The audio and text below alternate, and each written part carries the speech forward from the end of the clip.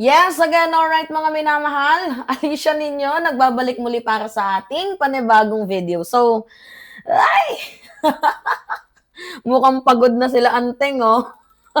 Kakahanap ng perma para nga daw pumapalaya itong si former President Duterte. Anyway, bago natin simulan itong ating nakakatawa at magandang talakayan, gusto ko lang po munang batiin ng happy birthday itong traidor, charis, na si Big Mama. Oy, oo. Musta na? Oo. Tiyak ako na hindi ka babatiin na First Lady, traidor ka kasi eh. Pero kung hindi ka man batiin ni First Lady, kami na yung babati sa'yo. Oo, siya po di umano, mga minamahal, ang nagpo-provide ng mga palibreng van para nga po dito sa signature campaign kay former President Duterte. Yung mga van na pepermahan, hindi ba naman ogags itong si Big Mama? Magbibigay ka ng van para permahan, para dungisan, tapos yun pala hindi mga rehistrado? Ay, ay, ay, ay, ay. Eh di mas lalo mong pinahamak itong si former President Duterte. Itong si Big Mama, siya lang naman yung nanay ni ni Small Boy na mga namamangka sa dalawang ilog. 'Di ba? Sila po yung nagfa-fund sa mga taong ito. I'm pretty sure di umano. Sila yung mga nagfa-fund sa mga taong ito. Yan oh. Para dito sa signature campaign ni former President Duterte. Para nga daw pumapalaya si Digong. Eh, di ba naman kayo nag-iisip, unang-una, wala na pong ruling ang International Criminal Court sa bansang Pilipinas. Wala na pong jurisdiction ng ICC dito nga po sa bansang Pilipinas. Anak ng toko, sino pinagloloko ninyo? Dinamay nyo pa yung pare. O, tingnan ninyo. Tingnan ninyo! Oh, yung pare. Dinamay pa ninyo. Yan o. Oy, father. Holy shit. Anong napasok sa isip mo, father? Bakit ganyan naman, father? Diba? Ay nako, oo.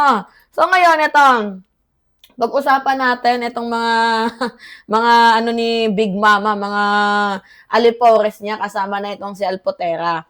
Nakikita ninyo? Post 'yan. Sabi dito sa post, basahin natin Oh, Tay, kami naman, tulungan na nga lang natin sila mga minamahal na makakalap ng perma. Parang pagod na sila eh.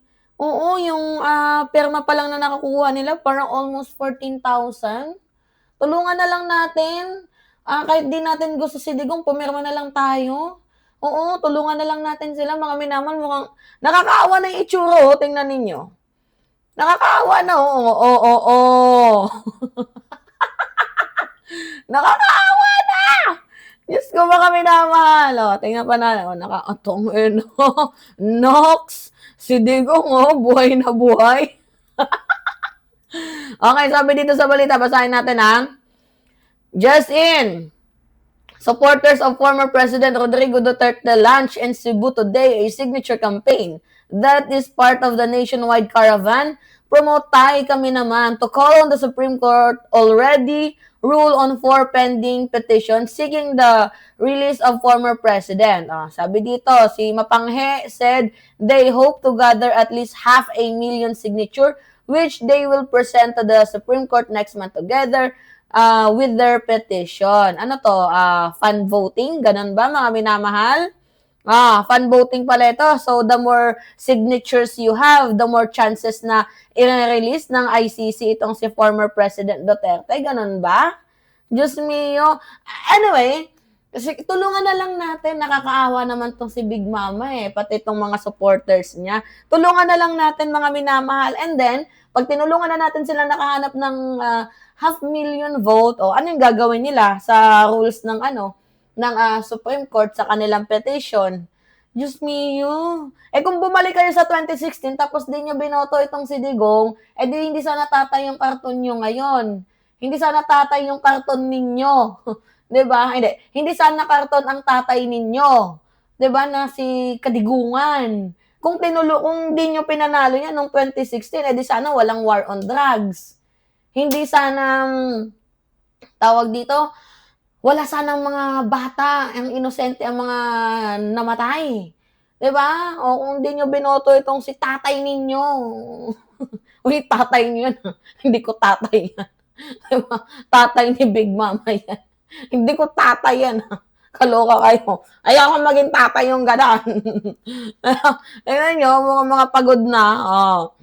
Oh, nambubudol pa kasi, eh. Diyos mio naman. 'Di ba? Oh, halatang mga pagod na, pati si father, pare niyo pagod na. O pati ba naman sa simbahan, oh, talaga lang father, pero pansin niyo si father naka-red.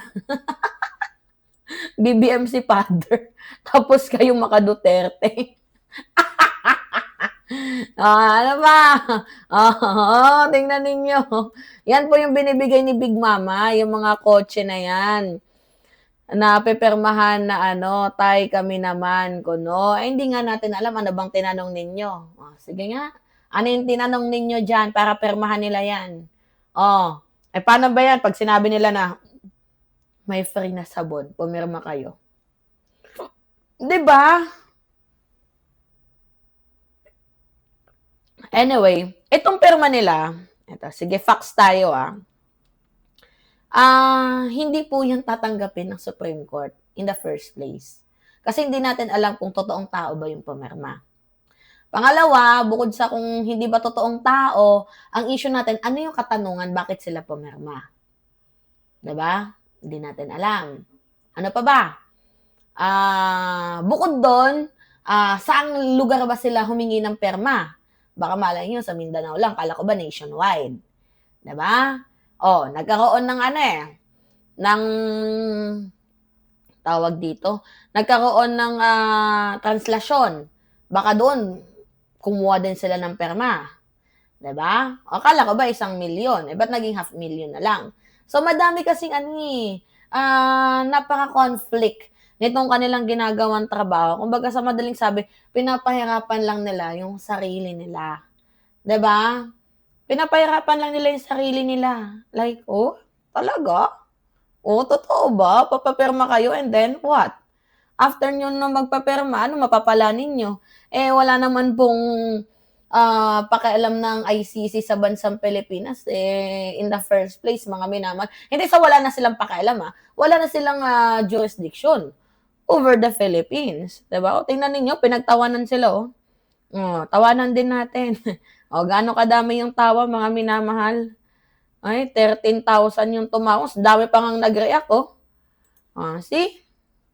Hmm. Sabi pa dito, courts cannot be pressured or will depend on the signature. It decide of merit. Yan na nga, yung comments dito actually tama yan. Kasi pag pinayagan ng Supreme Court yung mga perma-perma nila, it means baka in the future case, gano'n na lang din yung mangyayari. Perma-perma, parang magiging fan voting na lang siya. 'Di ba? So, iniiwasan yan. So, ngayon, sige, hahanap kayo ng 500,000 para pumirma na pauwiin si Digong, eh di manghanap din tayo ng perma, 1,000,000 naman para 'wag pauwiin si Digong, i-times 2 natin at saka 32,000,000 bumoto kay Sara, bakit 500,000 lang? 'Di ba, nage-gets ninyo? It means madaming nabudol. Yung 31,000,000 kay PBBM talaga yan.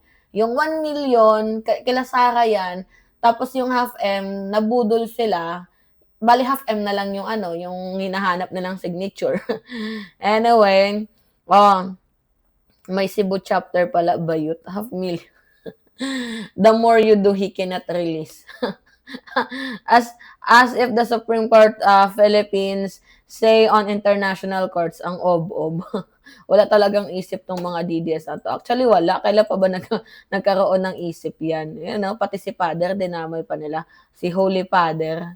Oo, oo. Ay naku, si Father, yung Tay kami naman. Oh, 'yan po yung pambubudol ni Jassy Igan, oo. 'Yan, grabe 'to mambudol, oh. Ito yung kinontent ni Marlica na peking nurse, eh, 'yan, tingnan ninyo. Oh, okey, panoodin na ba't nandiyan yung mukha ko? Go. Mga palangga, ito pong ipapalabas natin ay isang mama na alam natin lamang at sa bayan. Ayan na po siya!